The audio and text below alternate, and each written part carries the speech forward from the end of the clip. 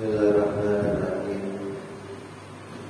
Assalamualaikum warahmatullahi wabarakatuh.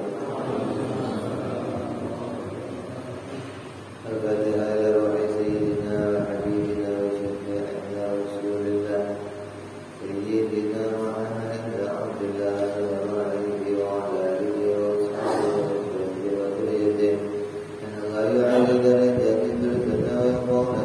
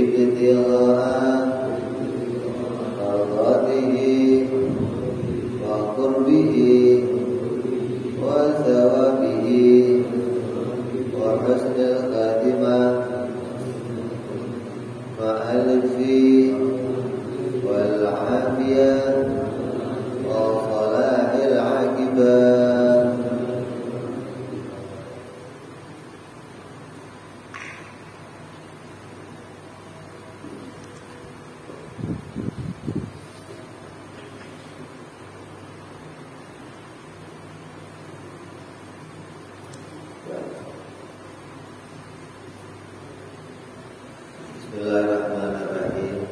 Alhamdulillahirabbil alamin. Wassalatu wassalamu ala asyrafil anbiya'i wal mursalin sayyidina wa habibina wa syafi'ina wa maulana Muhammadin wa ala alihi wa sahbihi ajma'in. Amma ba'du. Qala musanniful kitab rahimahullah wa nafa'ana bihi wa bi ulumihi fid dharain. Allahumma aftah qulubana futuhal arifin wa bi hikmatika wansur alaina bi rahmatika ya arhamar rahimin. Ila aqal sampai sifat ilmu. Kalau kita bahas sifat kudrat sudah, lalu iradah, berikutnya sifat ilmu. Wajib Allah subhanahu wa ta'ala bersifat ilmu. Hanya wajib Allah mengetahui. Mengetahui itu apa? Ilmu itu apa? Ilmu itu memahami sesuatu sesuai kenyataan. Ilmu. Kalau memahami sesuatu tidak sesuai dengan kenyataan, itu namanya tuduh, lawannya dari ilmu.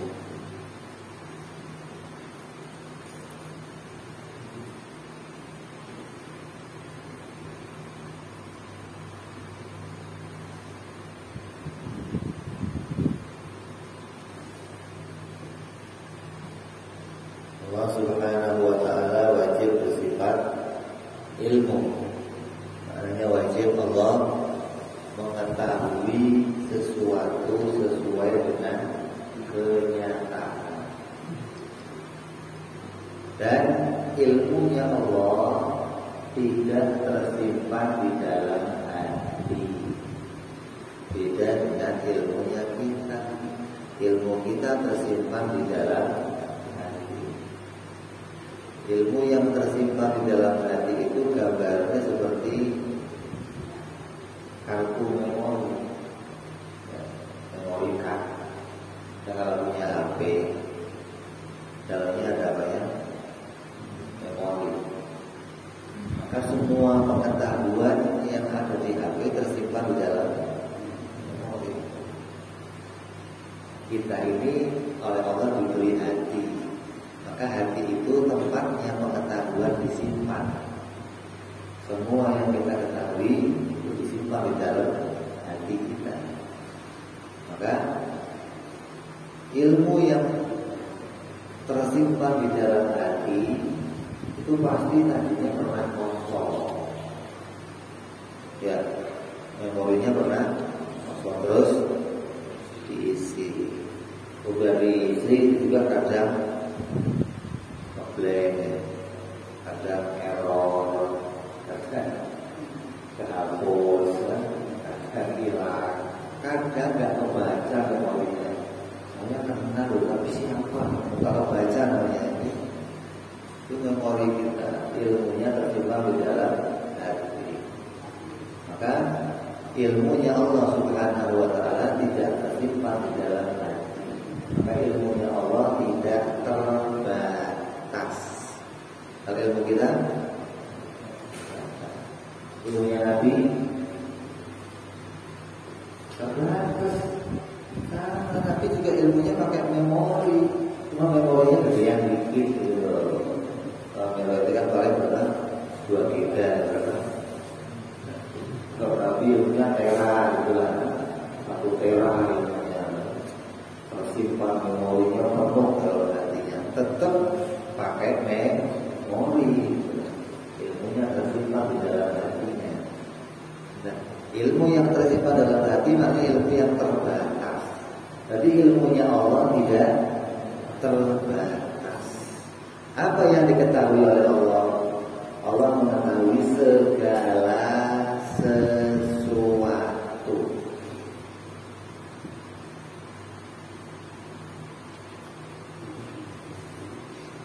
Allah mengetahui segala sesuatu. Segala sesuatu itu apa saja? Segala sesuatu itu baik perkara yang wajib, perkara yang mustahil, dan perkara yang jaiz. Yang diketahui Allah itu segala sesuatu. Isinya 3: yang wajib, yang mustahil, dan yang jaiz.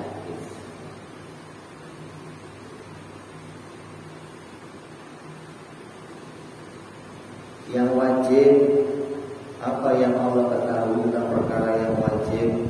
Allah mengetahui semua perkara, semua keadaan yang ada pada dirinya Allah sendiri.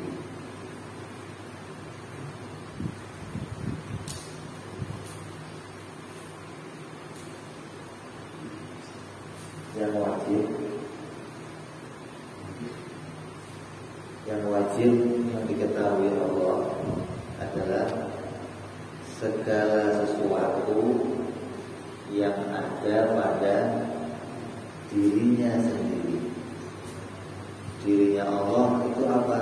Baik zatnya maupun sifat-sifatnya Allah yang tidak terbatas. Sifatnya Allah ada berapa? Ada 2 yang kita tahu. Terbatas nggak?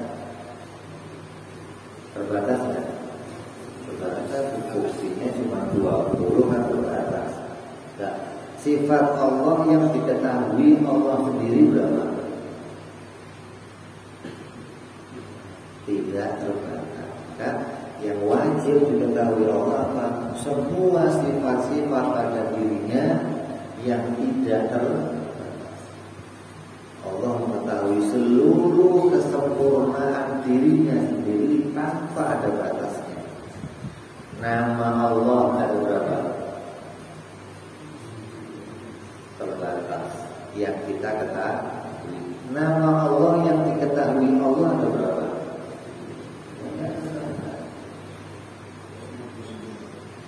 99 yang dikasih tahu kita. Nah yang Allah tahu, dia tidak terbatas.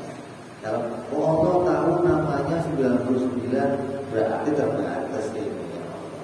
Dan nama Allah itu tidak cuma 99.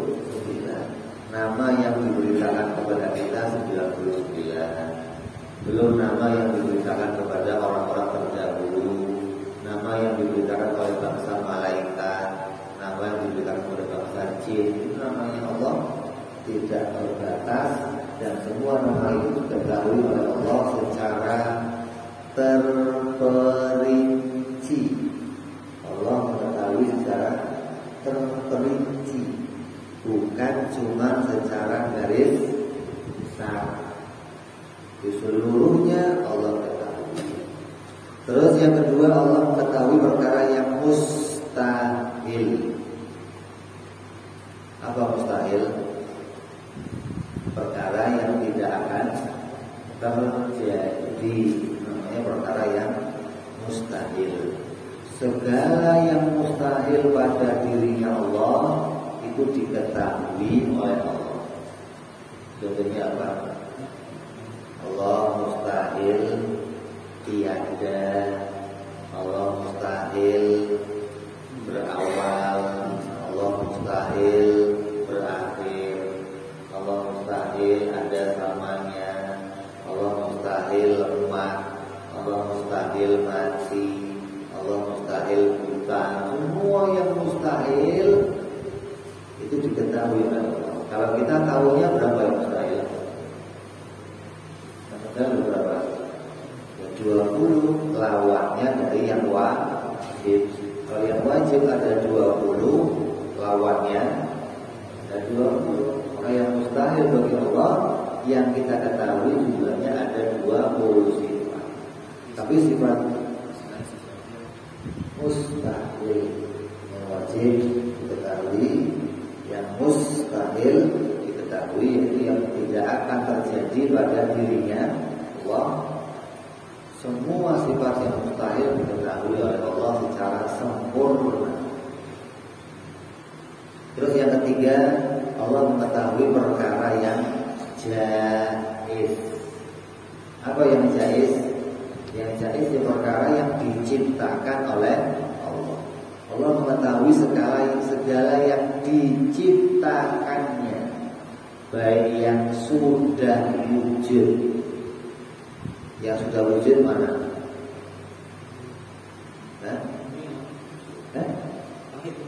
Yang sudah wujud, yang dulu.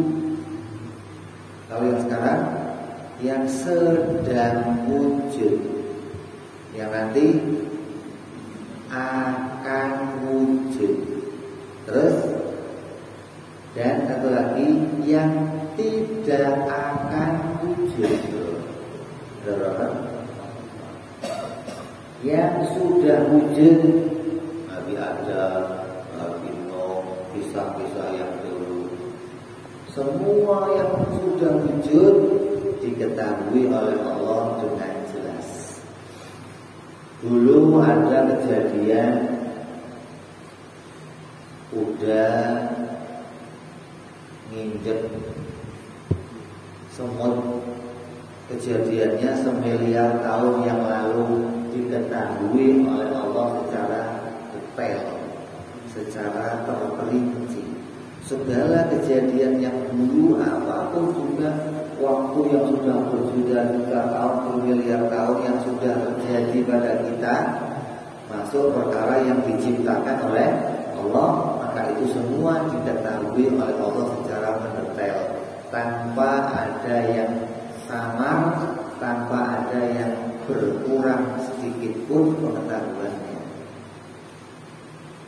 Terus perkara yang sedang terjadi apa? Ya sekarang kamu sedang apa, saya sedang apa, yang tergambar di dalam hati kita diketahui oleh Allah Subhanahu wa Ta'ala.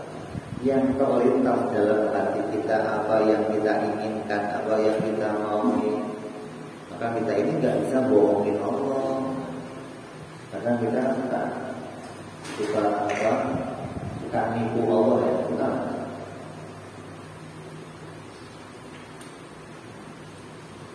Kita suka nipu Allah kan? Enggak.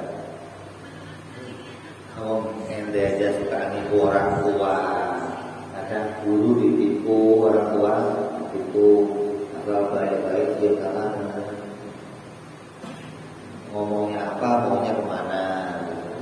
Sama Allah mungkin juga kan baik-baik sama Allah, di belakang ada tujuannya. Apapun yang kita tuju yang selain Allah, Allah tahu tujuannya. Maka kita itu sebenarnya nggak bisa nggak ikhlas kalau kepada Allah. Kalau bukannya Allah itu yang harusnya ikhlas. Kenapa? Allah tahu yang jadi buntut kita itu tahu. Nah kita kalau sudah ibadah kepada Allah ada buntutnya tujuannya selain Allah, maka ibadah itu tidak diterima oleh Allah. Kamu sholat tujuannya campur kepingin berhasil usahanya. Kamu sholat duha pingin kaya, baca waqiah pingin lancar. Itu Allah tahu, maka kata Allah buat kamu semua amalnya. Allah nggak minta kebaikannya kamu. Kenapa? Allah nggak mau ibadah itu yang diberikan kepada Allah, yang ditujukan kepada Allah dicampuri dengan tujuan yang lain. Kecuali kamu ibadah yang demikian menandakan kamu itu gak yakin sama janjinya Allah Subhanahu wa Ta'ala. Kan Allah janji al-jannatu limanin taqwa. Surga itu untuk orang-orang yang bertakwa. Allah janji lagi mayyatakillah yaj'allahu makhraja. Siapa yang bertakwa kepada Allah, Allah akan jadikan jalan keluar. Nah, kalau sudah ada janjinya Allah, mestinya kamu gak usah ngarep-ngarep lagi. Masalah baca waqiah kok belum kaya-kaya loh saya. Nah, dalam baca waqiah belum kaya, jalan tujuannya apa? Bahkan biar kaya itu kan janjinya Allah, kamu gak usah nagih-nagih itu nagih. Sholat duha biar lancar, mau ke pasar mudah-mudahan nanti di pasar ramai lancar. Gak usah ditagih, itu janjinya Allah, gak usah kamu tagih. Kayak kamu sama bapak kamu dijanjiin, nanti kalau sekolahnya lulus tapi sepeda, asal berangkat sekolah sepeda ya, besok sepeda ya. Lalu iya lu jangan cerewet kayaknya gitu loh. Dan kamu sama Allah begitu kan, berarti kamu gak percaya sama janjinya. Udah ibadah sholat aja karena Allah, ngaji aja karena Allah.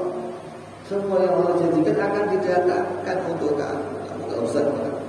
Allah mengetahui yang ada tersimpan di hati kita. Jadi yang sedang terjadi di hati kita diketahui oleh Allah. Kita sedang apa saja ngapain.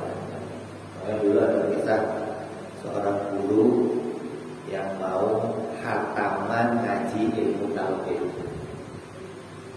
Khatamannya gimana? Ini mestinya tapi tahunya nanti kalau sudah khataman. Setelah khataman kumpulin muridnya, besok kita syukuran. Syukurannya motong ayam. Bukan ini, enggak ayam. Setiap anak, setiap orang motong ayam. Syaratnya potong di mana saja, tapi jangan ada yang tahu. Kalau yang di hutan, di bawah pohon bambu dan di bawah kolong ranjang, mungkin dari tempat yang kira-kira orang nggak ada yang tahu. Semua besok bawa ayam sudah dimasak beserta bumbunya lengkap. Ya itu kayak masak. Kamu potongnya di mana? Oh, saya potongnya di hutan. Ya jauh. Ada satu yang bawanya ayam doang. Kok belum dipotong? Gak nemu ya tempatnya jadi di mana aja saya mau potong tahu ya. Kata Kiai, ini saya jadi nggak bisa potong kan perjanjiannya boleh dipotong kalau nggak ada ya. Kata Kiainya sekian banyak murid saya, ini yang jadi ganti saya nanti. Yang berhasil sampai ilmunya mengetahui Allah. Gak ada yang bisa terlewat dari ilmunya Allah Subhanahu wa Ta'ala. Dimanapun kita berada, ngapain saja. Makanya kalau orang ke kantor, jangan ditinggal di rumah imannya. Kita berangkat kerjaan, berangkat ke pasar, berangkat. Makanya Allah ingatkan, kalau ke pasar ingat jangan main-main timbangan. Karena pasar itu banyak timbangan, main takaran. Kalau kantor jangan sampai korupsi, jangan ambil haknya orang. Allah mengetahui. Kadang kita ini lebih takut sama CCTV manusia daripada CCTV-nya. Kalau CCTV Allah, amat gak ada yang melihat. Kita ada CCTV satu, jangan berarti saya ada CCTV. Padahal semua itu diketahui oleh Allah Subhanahu wa Ta'ala. Yang saya inginkan, yang akan terjadi, apa yang akan terjadi, ya apa sih yang nanti akan terjadi diketahui oleh Allah. Apa yang baik untuk saya, apa yang baik untuk kamu, apa yang baik untuk negara, apa yang baik untuk umat Islam, apa yang baik, semua diketahui oleh Allah. Kalau saya kok sekarang punya keinginan ya Allah, mudah-mudahan saya punya rumah yang bagus ya Allah. Rumah bagus itu untuk kamu baik atau enggak Allah tahu. Kalau enggak baik, enggak akan Allah kasih rumah. Nah kamu yang pengen rumah kalau enggak dikasih, kecewa. Bapak pengen rumah dari dulu minta rumah enggak dikasih sama Allah. Nah Allah tahu yang terbaik untuk kita. Iya, yang demikian enggak dikasih sama Allah. Maka kamu jangan pernah kecewa kepada Allah apabila permintaan kamu enggak dikabulkan di dunia. Kenapa? Allah tahu itu enggak baik untuk kita. Dan itu akan diberikan Allah nanti di akhirat. Kata Nabi, "Ud'uni astajib lakum," firman Allah. Mintalah kamu kepadaku, maka aku akan kabulkan. Minta apa saja. Tapi mengabulkannya juga terserah Allah kapan saja. Itu loh. Kamu boleh minta apa saja, tapi mengabulkannya terserah Allah kapan saja. Kamu gak bisa nuntut. Ya Allah, saya berdoa ya. Ada yang doanya seminggu puasa, pati geni, luar makan daging, makannya putih, nasi sama garam. Yang lain gak dimakan wiritan kol 7 hari 7 malam. Hajatnya pingin gak mempan dibacok, hajatnya pingin bisa terbang, bisa sholat di atas air. Ketika hajat itu gak terkabul, jangan kecewa. 7 hari wiritan gak kabul, gak benar. Ada hadis Nabi yang bunyinya, siapa orang yang 40 hari sholat berjamaah di belakang imam tanpa tertinggal takbirnya imam, maka rezekinya akan kayak air. Orang mungkin rezeki kayak air terus ngocor terus. Ada yang praktek 40 hari sholat pokoknya demi rezeki kayak begitu 40 hari selesai, utangnya nambah, yang lama nggak kebayar. Ini hadisnya beres apa enggak? Apa yang jadi hajatnya nggak dikabulkan, ya jangan kecewa. Kenapa? Kenapa? Allah tahu apa yang terbaik untuk kita. Namanya hikmah.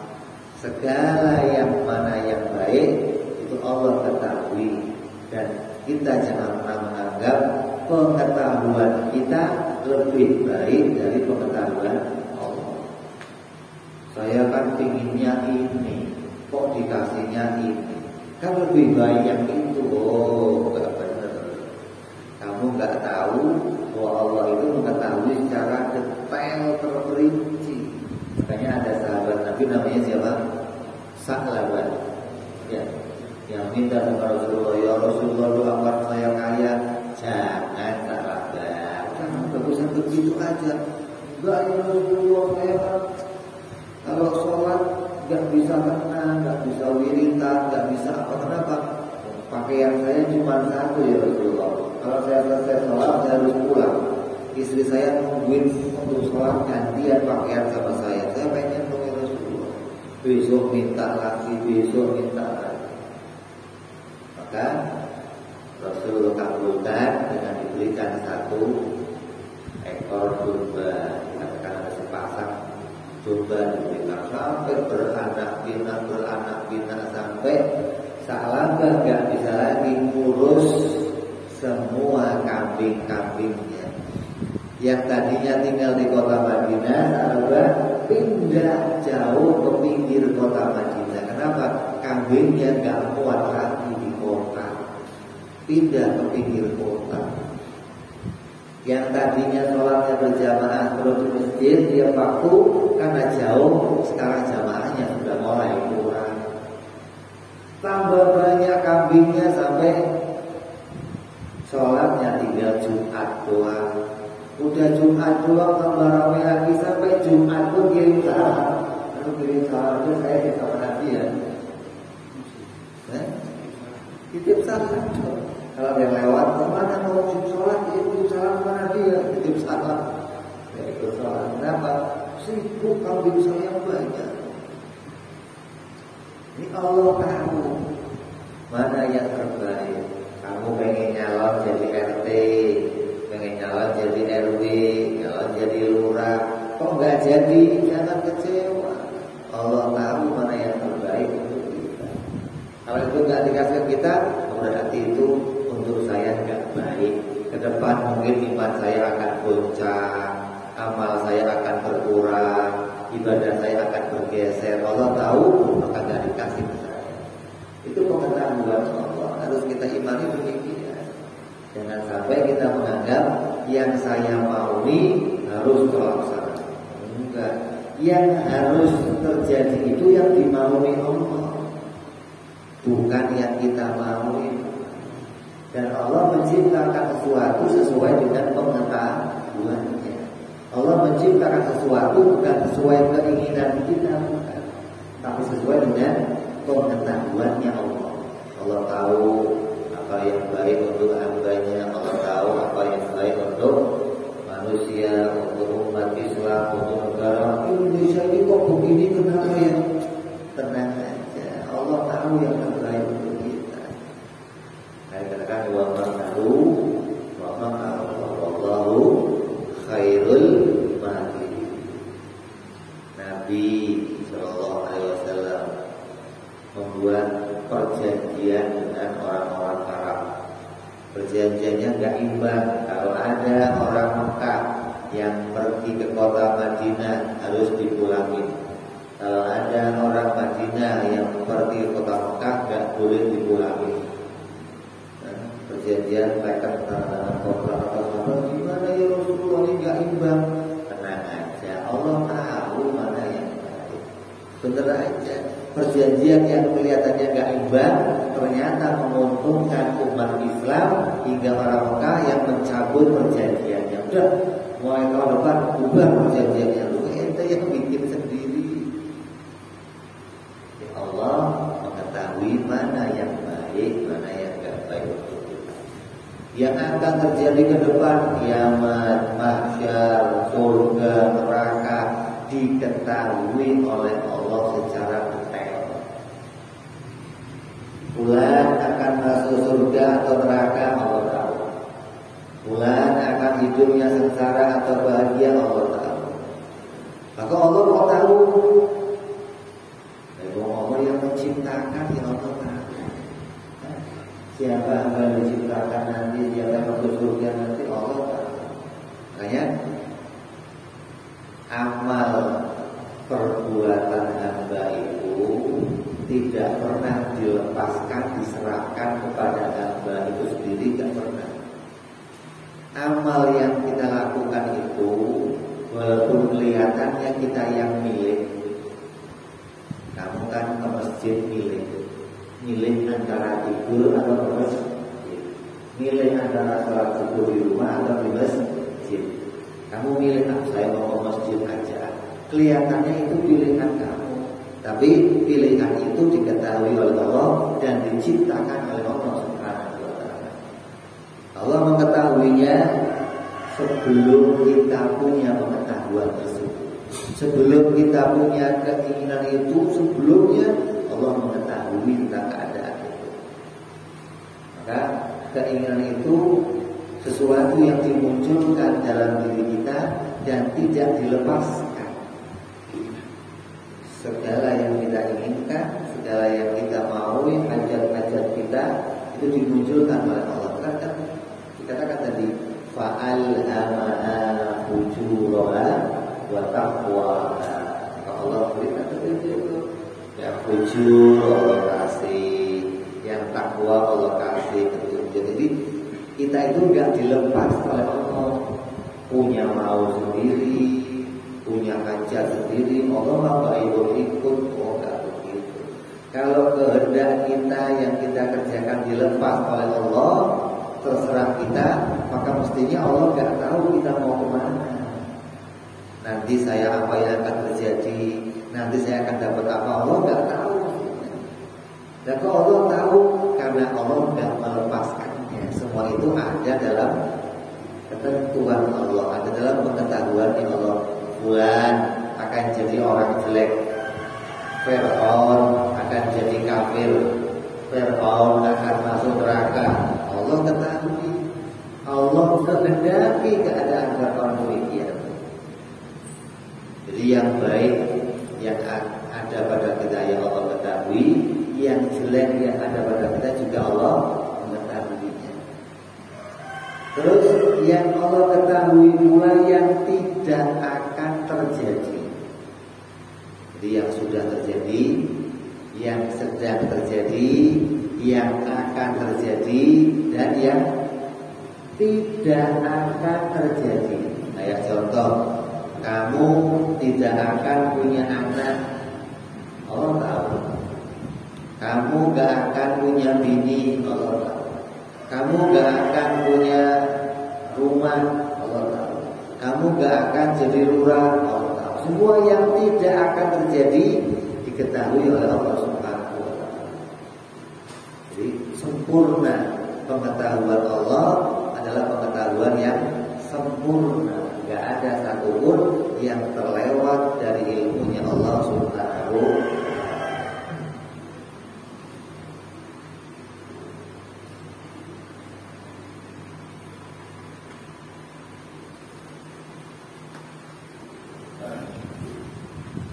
Nah, pengetahuan kita itu kan terbatas. Pengetahuan yang terbatas itu jangan untuk mengukur pengetahuan yang tidak terbatas atau keliru. Kita sering kecewa pada apa yang terjadi. Padahal yang terjadi itu bisa jadi akan lebih baik untuk kita dengan kejadian itu, tapi kita tidak tahu. Contoh, ada seorang laki-laki pesan sama bininya, "Mak, saya ngantuk, saya mau tidur dulu. Nanti ini yang di meja ini surat-surat masukin tas. Besok pagi saya mau ke kantor, ada rapat penting besok dia, Pak." Kata bininya, "Ayo cuma masukin besok aja, gampang." Tidur berdua nih. Begitu tidur pagi-pagi bangun, gak sempat mikirin dokumen, anaknya main thread, anak yang satu nangis, yang satu ngompol, yang bininya gak kepikiran. Sampai lakinya ya bangun, sholat subuh selesai, bawa tas berangkat. Sampai di mobil dia naik bis, begitu duduk di bis dibuka, dokumen gak ada. Wah, balik lagi sambil ngomel, inisialan, tinggal masukin dokumen aja gak bisa. Baliknya ambil dokumen, berangkat lagi. Bis yang dia tadi mau naik sudah berangkat, gara-gara bini terlambat, terus tambah ngomel-ngomel. Sambil naik bis, duduk sebelah supir, ngoceh aja. Supir kan support. Kenapa sih Pak? Saya maksudnya, ini begini. Kata supirnya Pak, untung Bapak gak naik mobil yang tadi. Kenapa? Mobilnya tabrakan Pak. Diem dia. Untung bini saya gak jadi masukin tadi, ngomel-ngomel. Sekarang alhamdulillah bini saya gak jadi masukin. Itu pengetahuan kita kan terbatas. Pengetahuan yang terbatas yang ukur yang tidak terbatas. Allah tahu mana yang terbaik untuk kita. Gitu. Allah gagalkan kita pada suatu hal, itu bukan artinya pasti akan jelek. Ada kan kita sering ngomong sengsara membawa nikmat, ada ya? Ada juga nikmat membawa. Pengen mana kamu? Pengennya ya nikmat bawa nikmat. Ada sengsara bawa nikmat, artinya apa? Bersusah-susah. Dahulu bersenang-senang, ya itu enak. Itu kadang yang bersakit-sakit dahulu, bersusah-susah kemudian udah berapa sakit-sakit agak itu susah. Kalau ayatnya sih wa inna ma'usri yusra, dan diulang wa inna ma'usri yusra 2 kali, malah gak sekali kan. Kalau ada kesempitan akan ada kelonggaran nanti. Kalau ada kesempitan ada kelonggaran. Allah ulang. Makanya segala fasilitas yang ada ini, AC, kipas angin, ini tadinya sumbernya makanya kesulitan. Ini gerah kalau nggak ada. Pikir gimana bikin kipas angin dengan rancangan. Gara-gara adanya apa? Kesulitan. AC apa kipas kurang beres kipasnya, tapi bikin AC. Potong rambut pakai gunting, pakai mesin. Itu kan asalnya kesulitan. Kalau ada kesulitan akan ada memudahkan. Orang yang pintar itu kalau ada masalah ada yang baik mesti. Oh itu bukan kalau ada masalah pusing gimana? Oh enggak. Kalau ada masalah pasti ada yang baik setelahnya nanti yang akan Allah berikan sebagai jalan keluar untuk kita. Asal ya kabila ya ja'alahu makhraja wa yarzuquhu min haitsu la yahtasib. Takwa kepada Allah, serahkan sama Allah, jangan diatur sendiri. Panggil ahli fikir, panggil ahli, kadang-kadang kita demikian ya.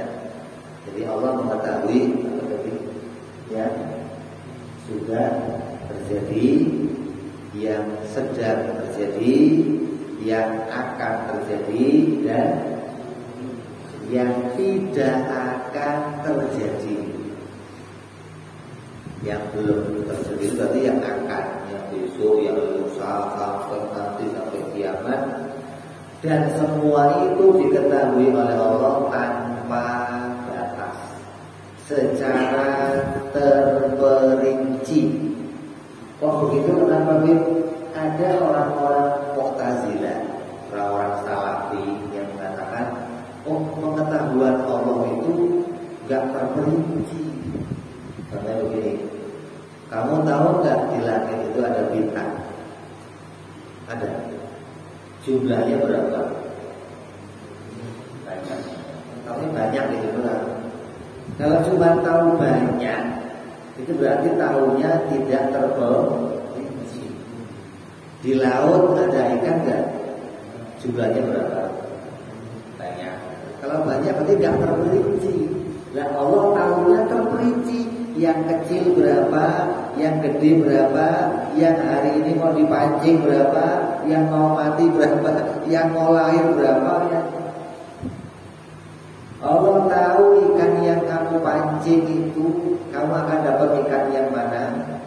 Nanti ikannya kamu bawa pulang, yang makan siapa, semut ikut kebagian enggak, cicak. Allah tahu mendetail, terperinci. Bukan tahunya secara garis besar.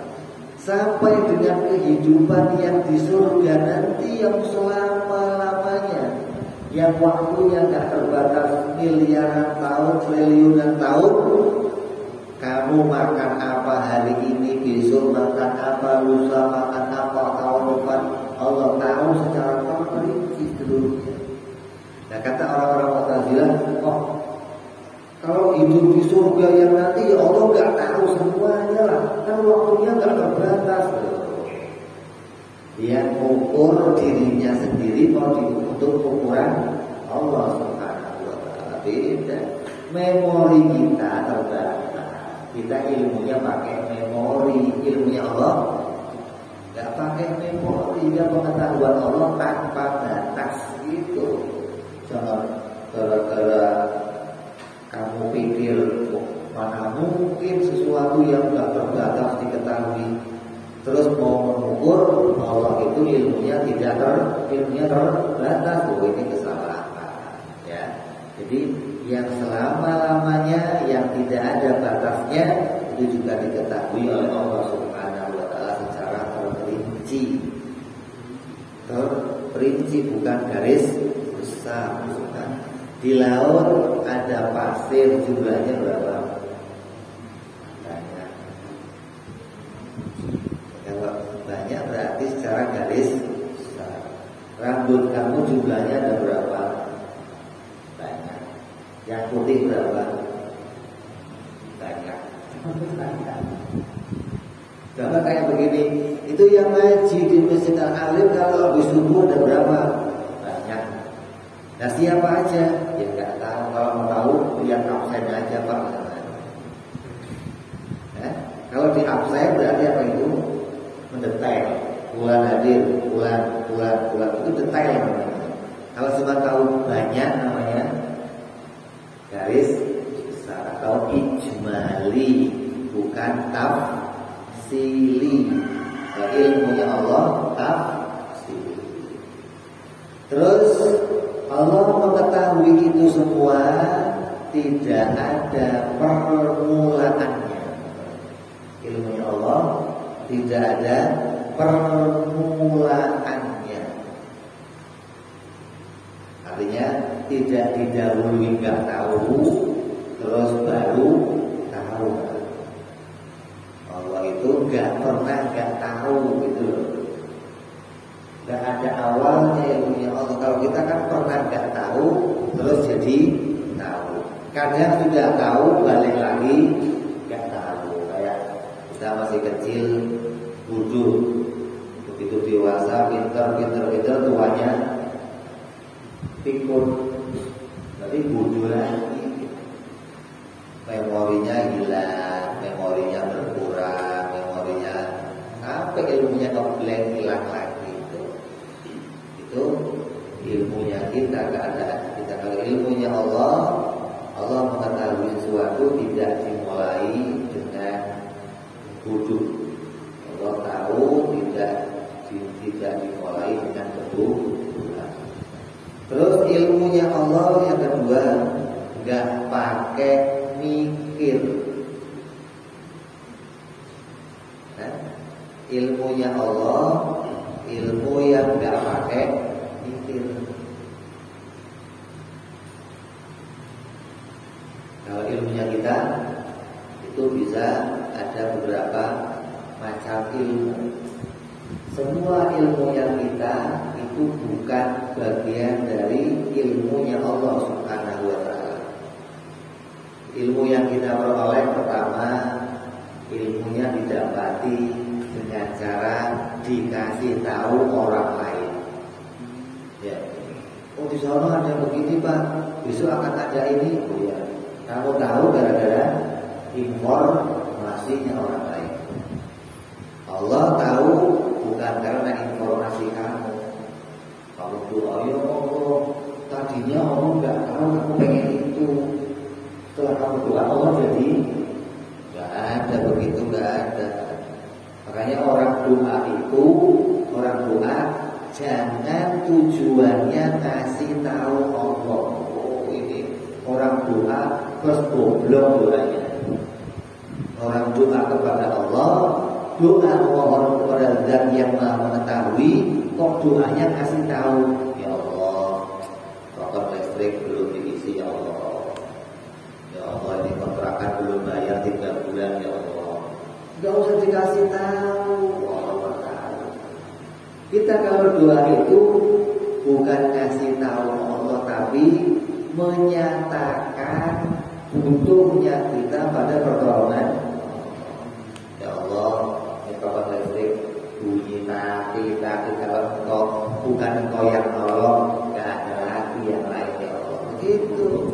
Bukan kasih tahu ya Allah, kotor listrik gak punya kamu Allah. Doa itu disuruh ngakuin kamu lemah. Kalau nggak engkau yang nolong siapa ya Allah, nggak ada lagi ya Allah. Lalu bagairu, lalu basiwaka ya Allah, nggak ada lagi yang lain ya Allah. Begitu ya.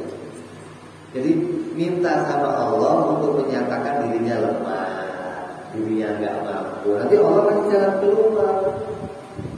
Dan kalau kamu kasih tahu Allah, sama aja kamu ada air laut di dalam perlu, terus air laut di dalam tidak ngapain. Jadi ilmunya Allah bukan ilmu yang dikasih tahu oleh yang lain.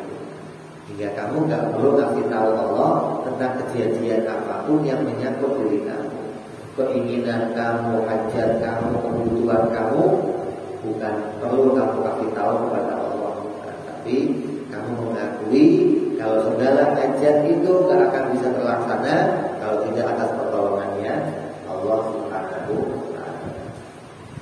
Terus ilmu yang berikutnya, ilmu yang pakai mikir. Ya, kalau mau merancang rumah mikir, juga mikir. Kalau mau bikin motor mikir, mau bikin apa, kue mikir satu ini. Allah ilmunya nggak bikin begitu. Allah mau bikin bumi, mau bikin langit, mau bikin peredaran siang malam, mau bikin tubuhnya manusia. Kamu kalau mikir tubuh kamu itu super canggih. Dokter, insinyur, pemikir yang bisa bikin robot itu belum canggih. Canggih tubuh kita yang luar biasa. Kamu kalau sobek dikit keluar banyak kecap, berapa? Itu Allah tumbuhkan langsung serat-serat di dalamnya untuk menutup darah itu keluar. Serat-serat itu tumbuh langsung secara.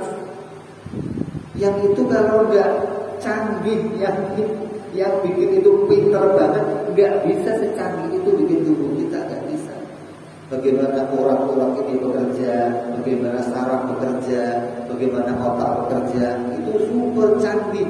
Dan Allah tahu itu nggak pakai mikir, dirancang dulu. Kalau rancangannya gagal, ganti rancangan lagi. Oh, nggak begitu, nggak ada rancangan Allah yang gagal, nggak ada. Gak ada yang Allah kehendaki gagal, gak ada yang Allah kehendaki pasti terlaksana. Jadi ilmunya Allah bukan katanya, bukan apa mikir. Kalau ilmunya kita kan katanya berpikir. Terus ilmunya kita juga ada ilmu yang gak pakai mikir, namanya ilmu yang dzaruri. Ada ilmu yang nadzori, ada yang dzaruri. Doruri itu kayak kamu melihat pohon mangga, kamu tahu oh ini mangga ini matang, ini belum matang. Dipikir kan? Ya kalau nggak mikir, bikin yang matang ya nggak usah, asal kamu lihat tahu ini matang, ini nggak matang, itu ilmunya nggak usah mikir gitu loh. Nah, tapi ilmu yang seperti itu nggak usah mikir itu, tadinya kamu nggak tahu. Ya, mana mangga yang matang, mana yang enggak. Setelah kamu lihat baru. Nah, Allah nggak begitu ilmunya. Walaupun ilmunya Allah nggak pakai mikir, tapi tetap tidak didahului, tidak tahu. Ilmunya Allah tahu sebelum segala sesuatu terjadi di jagat ini. Terus, nadori bukan, doruri bukan. Yang ketiga, yang keempat, ilmunya Allah juga bukan badi'i. Badi'i itu apa? Uji coba. Kamu kalau pengen tahu ini garam ini asin atau enggak, ya baik. Cobain. Kalau dipikir bisa enggak? Dipikir ini garam apa gula nih? Bisa. Ada ilmu yang kamu harus pakai uji coba. Masak, campur ini dulu. Kurang nih. Ilmunya pakai uji coba. Allah nggak begitu. Allah bikin jeruk, jeruknya manis. Allah nyobain dulu gitu. Ini manis nggak ya? Ini nggak usah pakai nyobain begitu. Allah tahu mau bikin manisnya seberapa, kecutnya seberapa, kecut campur manis, manis hampir pahit. Allah mengetahui dan Allah bisa menciptakan itu semua nggak pakai uji coba. Itu tanda yang demikian adalah bagian dari pengetahuan Allah. Jadi ilmu yang ada pada kita kalau disandarkan kepada Allah jadinya apa? Mustahil. Mustahil ilmunya Allah seperti itu. Jadi kita tahu Allah itu punya ilmu, Allah itu berilmu, Allah itu berpengetahuan, tapi pengetahuannya Allah enggak seperti pengetahuan kita. Pengetahuan kita bagaimana? Didahului nggak tahu, ilmunya tidak terperinci, ilmunya dikasih tahu orang lain, ilmunya dengan berpikir, ilmunya tidak dengan berpikir, ilmunya pakai uji coba. Itu ilmu kita. Semua itu kalau diletakkan pada Allah hukumnya mustahil. Ya. Jadi ilmunya Allah, ilmu yang bagaimana? Ilmunya Allah itu ilmu, yaitu ilmu bukan nalgori, bukan doruri, bukan badi'i, namanya apa? Ilmu kuduri. Ilmu kuduri itu apa yang dikehendaki muncul pengetahuannya. Yang diketahui Allah sempurna, apa yang Allah maui Allah tahu itu. Gak pakai lagi nanya, gak pakai lagi mikir, gak pakai lagi uji coba, gak pakai lagi. Apa yang Allah mau bikin manusia, ya tahu jadinya begini nanti. Ilmu kuduri, dan itu gak ada pada selainnya Allah. Itu hanya ilmunya Allah Subhanahu wa ta'ala. Selainnya Allah ilmunya terbatas, didahului nggak tahu. Kalau ingin apa-apa yang mikir dulu caranya bagaimana. Ya, jadi kita sudah jelas ilmu bagi Allah Subhanahu wa ta'ala ini yang bisa kita ketahui dari sifat ilmunya Allah. Lawannya mustahil Allah butuh. Apa?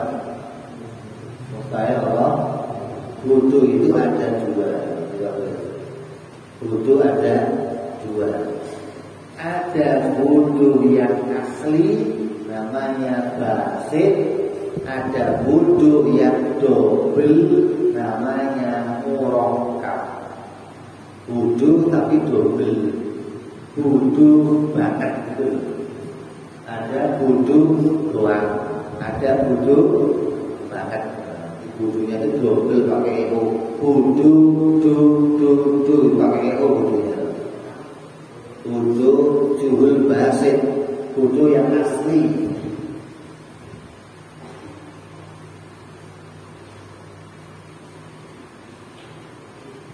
yaitu seorang yang tidak mengetahui sesuatu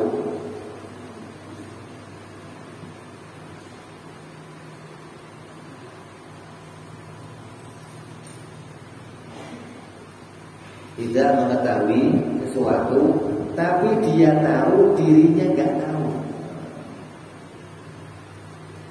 Kamu kalau ditanya isinya langit itu apa? Tahu? Kamu bodoh ya? Iya.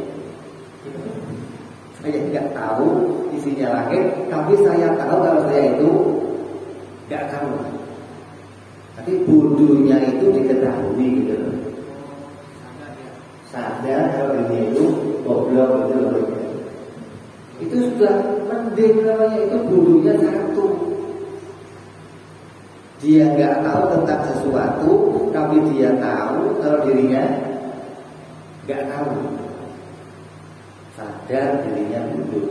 Yang nomor dua, bodoh yang murakkab, bodoh yang tersusun, bodoh yang double. Bodohnya double, murakkab atau double, bodoh double, bodohnya tersusun, kan? Jahil murakkab namanya. Yaitu orang yang tidak tahu tentang sesuatu dan tidak tahu kalau dirinya bodoh. Jadi bodohnya double. Dia nggak tahu tentang sesuatu dan dia nggak tahu kalau dirinya itu nggak tahu.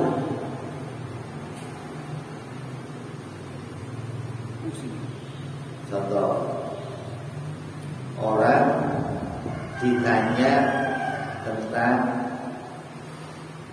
Tuhan itu ada di mana? Jawabnya ada di langit, duduk di atas kursi. Ini orang tahu atau nggak tahu? Ketika ditanya, Pak, Tuhan itu di mana? Oh, di langit, duduk di kursi. Tahu nggak itu? Bodoh itu. Oh, bodoh kenapa? Dia nggak tahu kenyataan. Kenyataannya Allah itu mustahil bertempat pada tempat yang tertentu. Mustahil Allah itu duduk di atas kursi, tapi dia ngomong dia tahu. Berarti dia bodoh. Dia nggak tahu tentang kenyataan sesuatu. Ya. Nah, karena dia sudah merasa tahu, maka dia tidak tahu kalau diri dalam keadaan bodoh. Udah begitu, nyampein ke orang lain, ngajarin orang lain apa yang tadi dia bodoh tadi. Itu namanya bodohnya double. Bodoh murakkab, sudah salah nyesatin orang, itu begini. Allah Subhanahu wa ta'ala mustahil bodohnya itu dua-duanya mustahil. Mustahil Allah itu nggak tahu sesuatu, dan mustahil Allah tahu sesuatu tapi salah tahu, gitu. Di ilmunya Allah, Fir'aun itu beriman pokoknya. Kok tahu-tahu Fir'aun itu kafir? Berarti yang Allah tahu nggak sesuai dengan kenyataan. Itu namanya double bodohnya. Yang dia tahu nggak sesuai dengan kenyataan, tapi dia sampaikan ke orang lain. Orang mengajarkan tentang Yesus itu anak Tuhan, itu double bodohnya. Mengajarkan tentang Zeus itu Tuhan, mengajarkan tentang Siwa itu Tuhan, itu double bodohnya.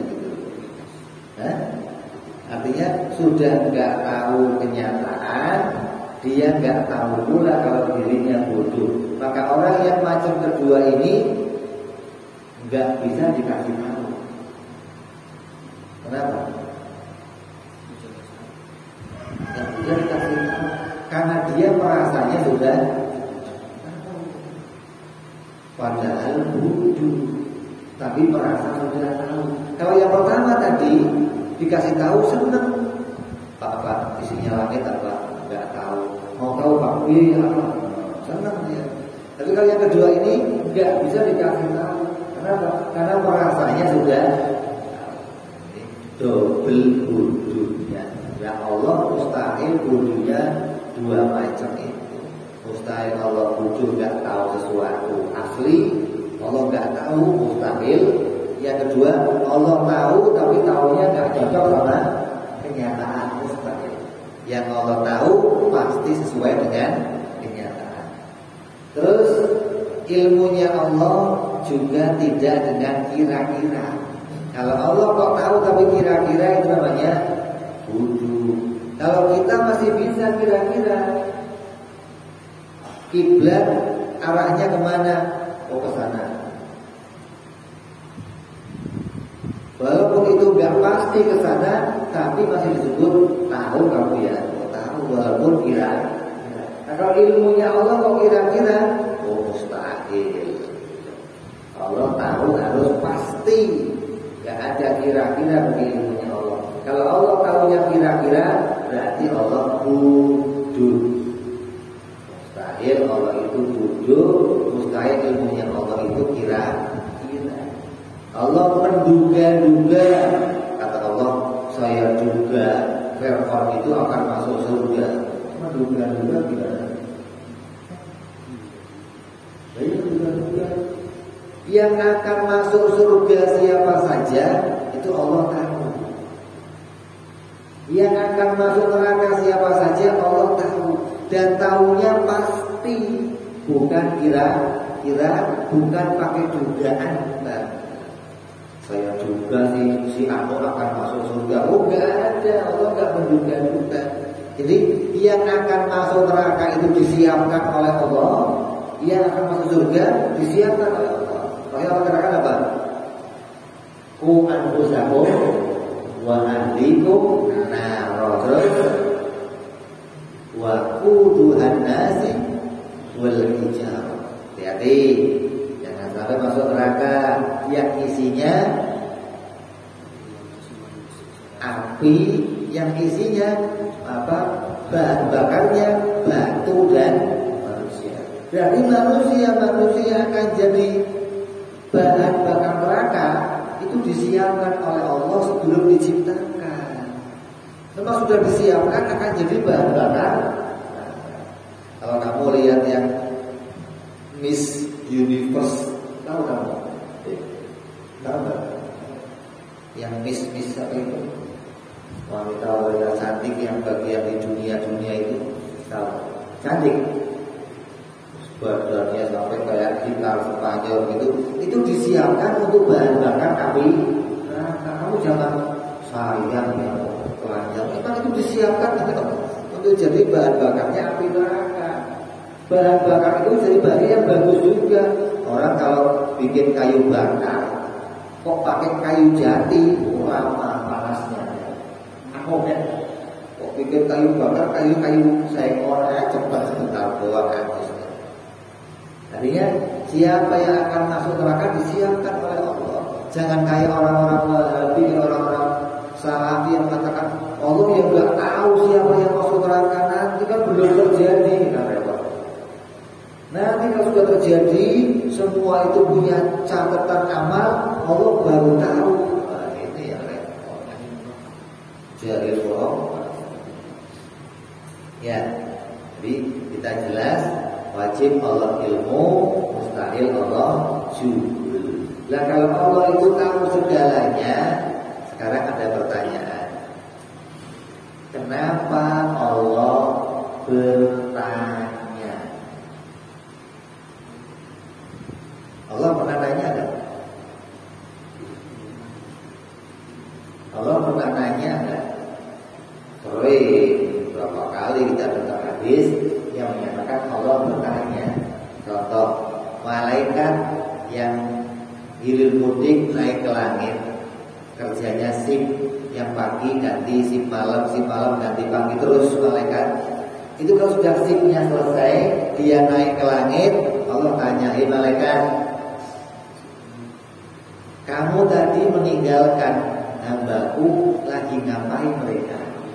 Oh, ada yang lagi mabuk ya Allah, ada yang lagi ngaji di al-alim ya Allah, ada yang lagi tidur di losor ya Allah, ada yang lagi mancing. Lah kok Allah tahu kok nanya? Kok nanya kenapa itu? Katanya tahu. Lah kok nanya? Guru kalau ngajar di sekolah suka nanya muridnya enggak? Nah, kalau kan guru kok nanya 1 tambah 1 berapa anak-anak? Karena muridnya Pak Guru goblok ya. Nah yang begitu maksudnya. Kalau Allah nanya itu bukan Allah mau cari tahu, bukan. Malaikat akan ditunjukkan ini loh saksi-saksi yang nanti bersaksi untuk manusia. Gitu loh. Ketika malaikat jawab, nah kamu jadi saksi nanti. Kalau nanti di akhirat manusia kumpul,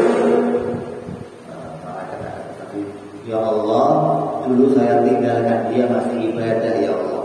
Ya Allah, dulu saya tinggalkan dia masih minum arak ya Allah. Ya Allah, dulu saya tinggalkan dia masih. Malaikat saksi-saksinya. Gitu loh. Nanyanya Allah bukan mau cari tahu.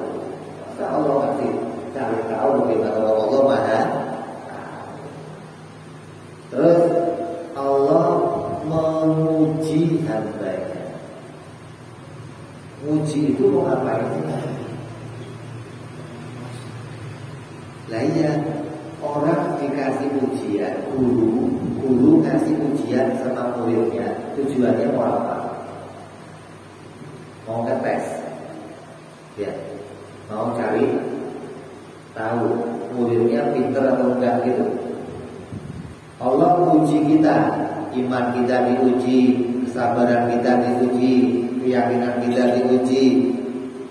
Kok diuji? Allah emang nggak tahu iman kita seberapa, keyakinan kita seberapa, sabarnya kita seberapa. Kok pakai diuji? Untuk apa diuji? Untuk apa? Iya, untuk kamunya naik kelas. Untuk Allahnya ngapain kok diuji? Wah sudah tahu kok uji sudah. Kan orang pahamnya kalau uji itu belum tahu kan. Terus dia tahu diuji. Maka yang demikian itu bukan sifatnya Allah. Kalau Allah menguji hambanya, itu maksudnya Allah ngasih tahu, bukan mencari tahu, bukan. Allah menguji iman kita, maknanya Allah ngasih tahu ukuran iman kamu itu segitu, gitu. Biar kamu nggak protes, masa sih saya nggak naik surga yang paling atas. Kan kamu sudah saya uji, kamu sudah tahu derajat iman kamu seberapa. Sabarnya kamu diuji, ketakwaan kamu diuji. Itu diuji itu mau ngasih tahu, bukan mau cari. Mestinya seorang guru juga begitu. Guru itu kumpul di sekolahan bersama muridnya selama berapa lama? Setahun. Dari awal masuk kelas sampai setahun kumpul bersama muridnya. Guru tahu mana muridnya suka bolos, mana yang berangkat terus, mana yang rajin, mana yang dengar pelajaran. Tahu gak gurunya? Begitu akhir tahun, gurunya bikin ujian untuk apa? Kalau langsung dinaikin kelas atau langsung tidak dinaikin kelas, nanti muridnya protes. Guru, kok saya nggak naik, kenapa? Gurunya tahu, kamu nggak ikuti pelajaran, kamu goblok, kamu guru tahu. Tapi kalau diputuskan seperti itu, protes nggak gurunya?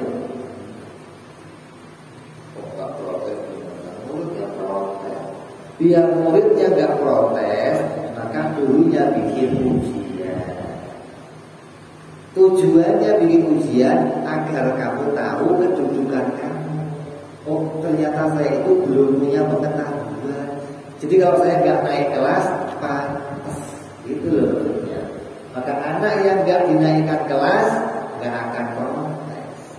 Begitupun hamba-hamba yang nanti masuk neraka nggak akan protes. Kenapa? Karena mereka sudah diberikan ujian oleh Allah dan mereka tahu, oh ternyata saya memang nggak pantas masuk neraka. Iman saya nggak ada, sabarnya saya nggak ada, takwanya saya nggak ada. Maka hamba-hamba yang diberikan hukuman nggak akan protes sama Allah, karena Allah bikin ujian. Kayak malaikat yang nyatet kanan kiri, dicatat buat apa itu? Buat bukti nanti amal kamu akan diserahkan kepada kamu sama Allah. Jangan dikira buku catatan ini itu berguna bagi Allah, kan? Bukan terus nanti di akhirat dibaca, bulan ini sudah dibaca semua, disimpulkan kamu neraka. Itu bukan Tuhan yang begitu. Tuhan kok begitu? Tahunya setelah kejadian, dia nggak bisa. Orang yang tahu setelah kejadian namanya wasit, ya Pak? Ya, wasit itu tahu Indonesia akan kalah atau menang kapan tahunya? Tahunya kapan? Lagi main ya nggak tahu. Setelah selesai permainan baru tahu si Anu menang, si Anu kalah. Nah kalau Allah kan bukan wasit. Allah tahunya bukan setelah kejadian. Sebelum kejadian Allah tahu. Ya, ini. Siapa? Ya itu. Atau kalah? Aja lihat.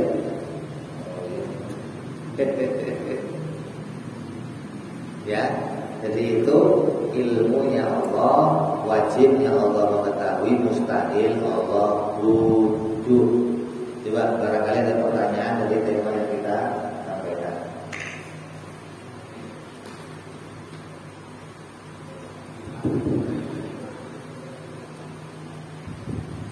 Assalamualaikum warahmatullahi wabarakatuh. Sedikit pertanyaan tentang apa yang terjadi pada kita. Kadang sering orang contoh yang ada orang naik motor terus bannya bocor, terus dia mau ngambil. Nah, satu awalnya atau orang yang lain lewat situ jangan ngomel-ngomel karena akan bisa terjadi. Mungkin kalau begini nanti di depan kamu bisa lebih parah lagi. Nah, itu tanggapannya gimana? Apakah yang menjawab itu mengetahui nanti apa yang akan terjadi? Gitu kan? Terus satu lagi hampir sama. Jadi ada yang beranggapan mungkin Allah tidak memberi dia kekayaan, ditakutkan dia tidak bisa bersyukur. Nah itu kan sama aja melebihi apa yang nanti terjadi. Dari belajar sebelum memulai. Yang pertama sudah saya jawab tadi. Jadi orang yang ngomong kamu gak usah menyesal, kamu gak usah kecewa, kamu gak usah protes, gak usah demo. Kenapa?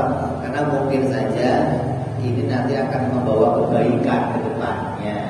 Itu bukan orang itu sok tahu, bukan. Memang biasanya yang begitu terjadi. Wa inna ma'al yusri gitu loh ya. Jadi kalau ada hal yang pahit, jangan terus kamu ngomel-ngomel. protes, apalagi kamu mencaci takdirnya Allah. Bahaya. Sialan, kenapa begini? Oh, bahaya. Kamu bisa gak ridho sama Allah kalau begitu. Kita harus menerima walaupun sepahit apapun. Kenapa? Karena apa yang Allah ciptakan itu mengandung hikmah. Hikmah itu ada kebaikan yang tersimpan. Gitu loh. Sepahit apapun ada hikmah kebaikan yang tersimpan. Ya, kamu nggak bisa selamanya mencaci suatu kejadian. Mau itu kejadian sepahit apapun akan membawa keuntungan nantinya. Orang yang dikasih tahu seperti itu ya jangan marah. Kalau dia marah, berarti dia tidak iman kepada ilmunya Allah Subhanahu. Terus yang kedua, berkait tadi orang itu jadi sok tahu, ya bukan sok tahu. Orang kalau sudah tahu yang namanya hikmah, maka memberitahu kepada orang lain itu tugas kita. Katakan apa? Innal insana lafi khusrin illal ladzina amanu wa amilu sholihati wa tawasau bil haqqi wa tawasau bis. Itu orang yang beruntung, orang yang baik yang mau kasih tahu kawannya jangan begitu. Sabar, akan ada kebaikan, akan ada kemuliaan. Itu orang mukmin yang mau menyelamatkan saudaranya dari keterpurukan. Jangan ditambahin memang, jangan ditambahin begitu, namanya menyesatkan. Ya, jadi kita harus sadari kalau ada orang yang masih tahu begitu, bukan dia sok tahu, bukan dia melebihkan tahu dari Allah, tapi memang sifatnya, perintahnya Allah kepada kita itu untuk saling menasehati. Kalau ada yang salah, kalau mau, dia terserah dulu gitu. Tapi kadang orang lebih milih menganggap pendapatnya sendiri lebih baik dari nasihatnya orang lain. Tidak benar. Kita itu harus terima nasihat walaupun dari anak kecil. Jangan dulu masih kecil nasihatin. Oh enggak. Ilmu itu datang nggak lihat umur. Ilmu itu datang nggak lihat usia, nggak lihat di mana, nggak lihat. Allah bisa mendatangkan ilmu dari mana saja. Gitu. Jadi harus menerima apapun informasi yang baik untuk kita. Walaupun dari orang kafir informasi baik terima. Jangan terus ini mau kafir nggak bisa. Harus bijaksana. Coba yang lain. Assalamualaikum warahmatullahi wabarakatuh. Tadi kami bilang ilmu Allah jadi terbatas. Terus bagaimana kita kalau berdoa? Doa kan sebenarnya Allah tahu gimana maksudnya apa yang berdoa. Yang kedua kan sesuatu itu sudah ditakdirkan. Terus kenapa kita harus ibadah? Ya terima kasih. Assalamualaikum warahmatullahi wabarakatuh.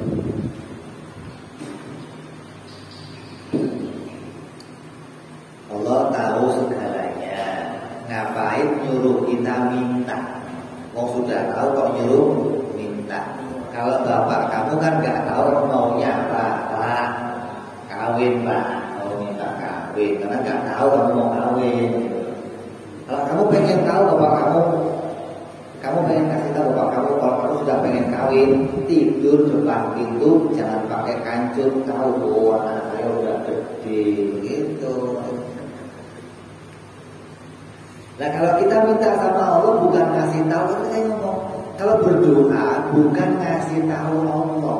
Allah memerintahkan kita berdoa itu suruh ngakui butuhnya. Kadang kita kan gengsi, suruh ngomong butuh aja, Pak. Belaku kan, lah masa sama Allah belaku kan? Kalau sama Allah minta ya Allah hajat ini ya Allah hajat ini ya Allah. Minta semuanya. Bahkan jangan yang kecil-kecil, minta yang gede surga. Surganya nggak akan kufir, jangan mintanya. Bahkan ada wiridnya para habaib, wiridnya ada Imam Nawawi, isi wiridnya luar biasa ya Allah. Kalau engkau tundukkan api kepada Nabi Ibrahim, engkau tundukkan laut untuk Nabi Musa ya Allah, tundukkan langit untukku ya Allah, tundukkan, kan minta bulan. Itu tandanya apa? Kalau enggak engkau yang menundukkan, saya enggak bisa ya Allah. Gitu loh maksudnya. Jadi doanya itu untuk ngakuin dirinya lemah, dirinya enggak mampu menggapai itu kalau enggak ditolong sama Allah. Gitu loh. Bukan mau ngasih tahu sama Allah. Ya, ada seorang guru didatangin murid-muridnya, Pak Guru, saya melihat kamu itu di rumah aja, gak pernah keluar-keluar. Tapi kok iya dapur ya ngebul, kayaknya anak ya sekolah, istri ya pakaiannya bagus. Kok iya bisa begitu, rezekinya dari mana Pak Guru? Kata gurunya nanya, dijawab, saya gak tahu rezeki saya di mana. Karena saya nggak tahu, maka saya nungguin di rumah. Kalau saya tahu rezeki saya di mana, pasti akan saya samperin. Nah karena saya nggak tahu, kan dunia ini luas, daripada saya nyasar sono-sono, mendingan saya nungguin di rumah. Kenapa? Kalau saya nggak tahu rezeki saya di mana, rezeki saya tahu saya ada di mana. Jadi seorang guru, kita bilang kan enggak. Kalau nungguin nggak betah, kejar bola. Nungguin bola nggak betah kalau kita lama banget sini. Cari bola kalau kita kan ya. Nah kalau mereka enggak. Setelah dijawab, gurunya nanya, lah kamu muridku kalau dapat rezeki dari mana? Ya saya minta sama Allah, guru, nyari. Apa jawab gurunya? Ya kalau kamu anggap Tuhan itu goblok, ya minta aja sama Allah. Kalau kamu minta sama Allah untuk ngasih tahu kamu itu gak punya sesuatu, itu permintaan yang bodoh namanya. Karena Allah itu maha mengetahui. Contoh, kalau kamu ikut tahlilan atau maulidan, terus ada panitia bagi snack, yang paling ramai siapa?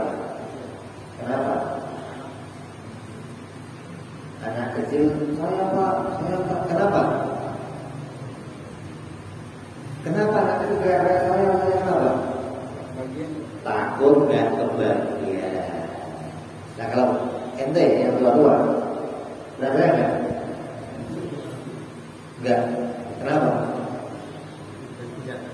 Hah? Karena tahu panitia sudah ngitung, gitu kan? Kalau kamu enggak kebagian, goblok panitianya. Undang orang kok nggak dihitung dulu, gitu kan? Nah, orang yang sudah tahu Allah itu maha mengetahui, dia nggak teriak-teriak, gitu loh. Nggak usah ya Allah, hadir ya Allah, jangan lupa ya Allah, belum makan pagi ya Allah. Kan nggak perlu ngasih begitu, gitu loh.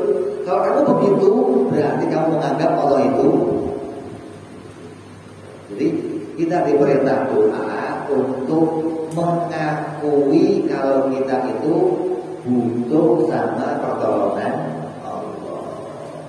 Ya Allah, rezeki hanya Engkau yang ngasih, kesehatan hanya Engkau yang ngasih ya Allah, kelancaran hanya Engkau yang ngasih. Itu diakui, gitu loh maksudnya. Jadi bukan mintanya itu untuk ngasih tahu Allah. Ada yang lain?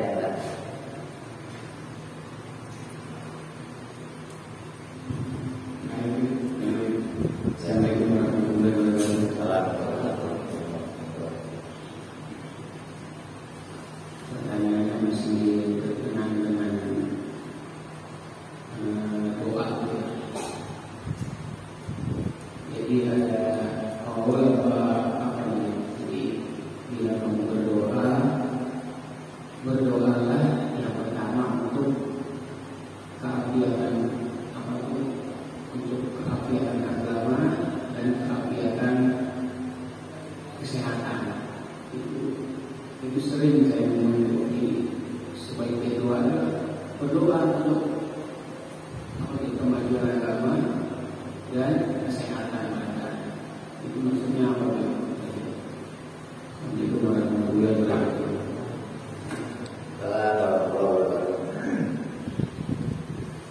Siti Fatimah radhiyallahu anha, putrinya Rasulullah sallallahu alaihi wasallam. Putrinya Rasulullah itu kalau tiap malam doa diintip sama anaknya Sayyidina Hasan bin Husain. Kan emaknya nanti tinggal rumah kan dengar kata Sayyidina Husain, kalau pagi mak saya tiap hari berman doa, kok nggak pernah doanya ada yang bunyi ni, nggak pernah. Bunyinya nah. Mak nggak pernah doain diri sendiri, mak. Doanya selalu Allahumma fir lana warhamna, untuk kebaikan umat Islam, kebaikan kaum, kebaikan itu disunahkan. Kata maknya apa? Kalau saya doain mereka semua, dan apalagi saya nggak dikasih sama Allah, mereka aja dikasih semuanya, gitu loh. Gak usah doa dipikirin nih. Kalau ada imam sholat doanya pakai nih, jangan amin kamu. Kenapa curang imannya itu? Udah minta jangan sebut dirinya sendiri, kan curang namanya berarti. Jangan amin, gak amin Pak Imam gitu, gak amin Bapak. Jadi gimana? Masa jadi imam doa kalau pilih kan repot. Nah kamu ganti Rabbil lana warhamna wali walidina, gitu dong maksudnya. Bukan Rabbil imam kalau Rabbil. Jadi kalau doa diperintahkan jangan doain dirinya sendiri, doain yang umum untuk orang lain, untuk masyarakat. Kenapa? Karena doa yang umum itu juga akan kembali kepada kita.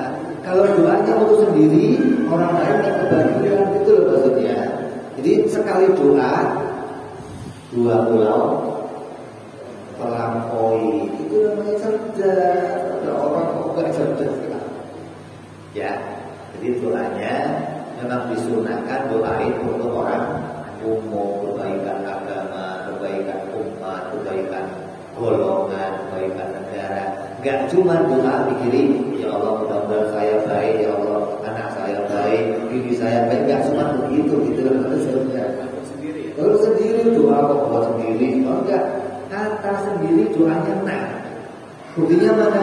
Dipraktekkan oleh putrinya Rasulullah Sallallahu Alaihi Wasallam. Doa gak pernah pakai ni, gak pernah. Allahumma ajirna minan nar, Allahumma ajirna, walaupun sendiri. Gitu. Jangan ni, jangan. Kenapa? Pelit kamu namanya. Nabi Sallallahu Alaihi Wasallam pernah lagi khutbah. Begitu lagi khutbah, ada orang Badui doa, ya Allah ampuni aku dan Muhammad, yang lain jangan. Doa kata Rasulullah apa? Jangan begitu doanya tuh. Yang umum semuanya doain. Maksud ampuni saya, Muhammad, yang lain jangan. Jadi kalau doa yang umum untuk semuanya. Karena doa itu bukan ngasih tahu Allah, tapi mengakui kalau semua ini gak engkau tolong, gak ada yang lain yang bisa nolong ya Allah. Gitu. Ya, dua yang lain.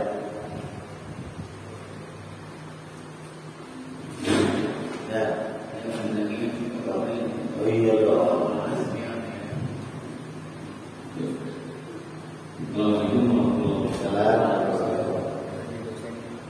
Masih tentang doa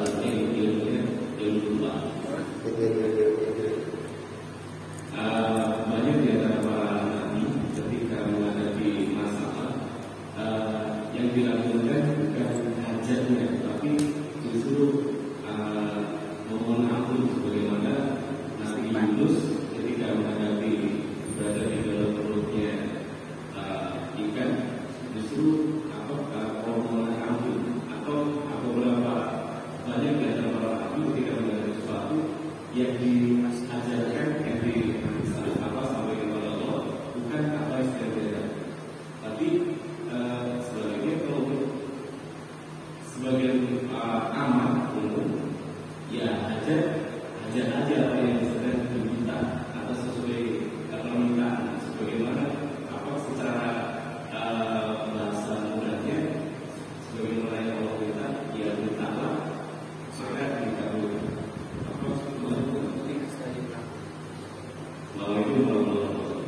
warahmatullahi. Jadi kalau para nabi mengajarkan kita istighfar itu karena di antara yang menghalangi doa itu menjadi terkabul itu kemaksiatan.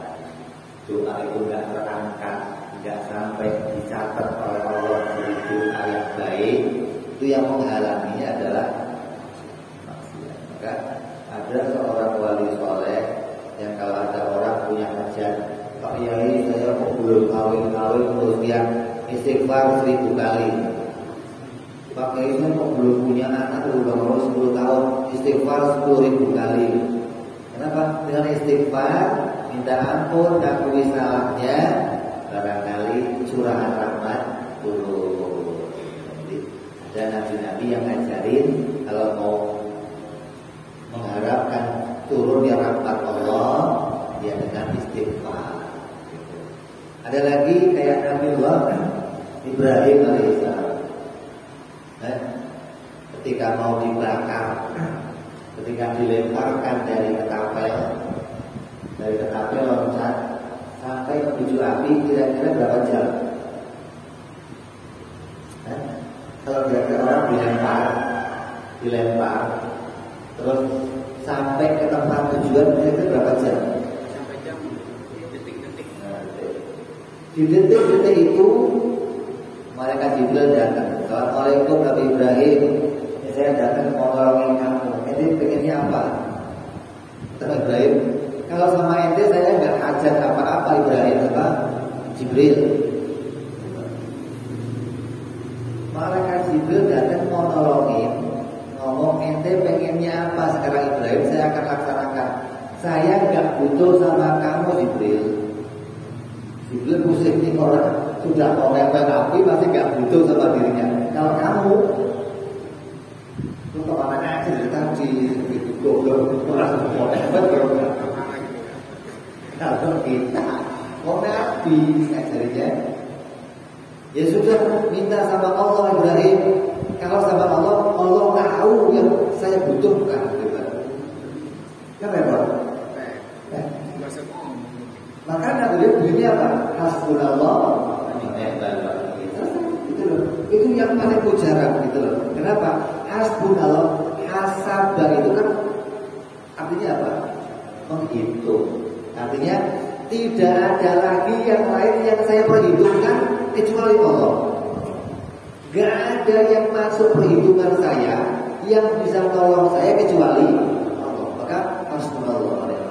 Kalau kita kan enggak punya masalah, yang kepikiran kadang Pak RT muncul, kadang kawan kita polisi muncul, kadang Pak pengacara muncul, kadang masih banyak yang kita anggap bisa nolongin kita, gitu loh. Para nabi sudah enggak ada begitu. Sampai Jibril datang, saya enggak butuh sama kamu, malaikat Jibril alaihissalam. Jibril ditolak, bunyinya cuma hasbunallah. Begitu nempel ke api dingin, itu datang pertolongan. Kenapa? Datangnya pertolongan Allah lebih cepat dari datang pertolongan yang lain. Hingga nggak perlu minta tolong kepada yang lain.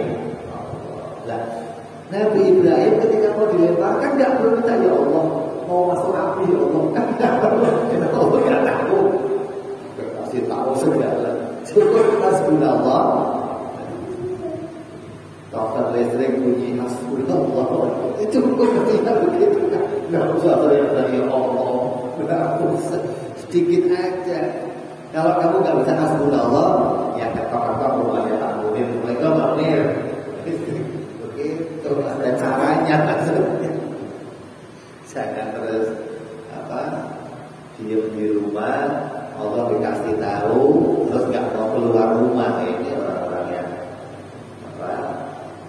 Jabariyah, berserah diri sama Allah tapi nggak ada nilai usahanya, salah juga. Jadi tugas kita itu yang penting usaha jalan. Semua hasil muncul dari Allah Subhanahu wa Ta'ala. Jadi jangan mengandalkan diri, jangan menganggap sok tahu, jangan menganggap saya pasti bisa. Andalkan Allah, kembalikan kepada Allah, meminta selalu pertolongan Allah Subhanahu wa taala. Juga ada yang lain. Bisa ada yang bertanya. Dan Apakah kita tutup Pak, studinya berbawa ke sini kan. karena waktu sudah menunjukkan 6:30 menit. Jadi kita hari ini insya Allah akan tutup dengan doa. Dan sebelumnya mengenai infak kalender yang hari ini masih ingin berinfak, insya Allah bisa kami terima untuk kami salurkan kepada yang bersangkutan. Demikianlah kajian kita hari ini, dan insya Allah kami akan mengambil untuknya dengan doa. Terima kasih. Dan mudah-mudahan supaya kita haji, jadikan hati kita menjadi tambah iman kepada Allah Subhanahu wa taala, tambah kokoh hati kita, tambah cinta kita kepada Allah, tambah kita berserah diri kepada Allah Subhanahu wa taala ala dunia wa ala nabi hadratin nabil Fatihah. A'udzu billahi minasyaitonir rajim. Bismillahirrahmanirrahim. Alhamdulillahirabbil alamin arrahmanir rahim maliki yaumiddin. Iyyaka na'budu wa iyyaka nasta'in ihdinas siratal mustaqim siratal ladzina an'amta 'alaihim ghairil maghdubi 'alaihim waladdallin. Amin. Ya Rabbana wa Rabbana biyana naqtarabna wa anana asrafna 'ala al-asrafna fa'tu 'alaina tawbah fa'tu kulli awbah fa'tu lana awrati wa amin rawati wa ghafir li walidina rabbi wa mauludina wal ali wal ikhwani wal sa'iril illani wa kulli dhi mahabbah akhiratin wa subbah al muslimina ajma'ina rabbi fadlan wa judan mannan la bi'tisabi minna bil mustafa rasulina wa bi kulli suri salla wa sallam rabbi alaihi adda rabbi wa alihi wa sahbihi jada tawzi sahbi walhamdulillahi bil badi wa tanah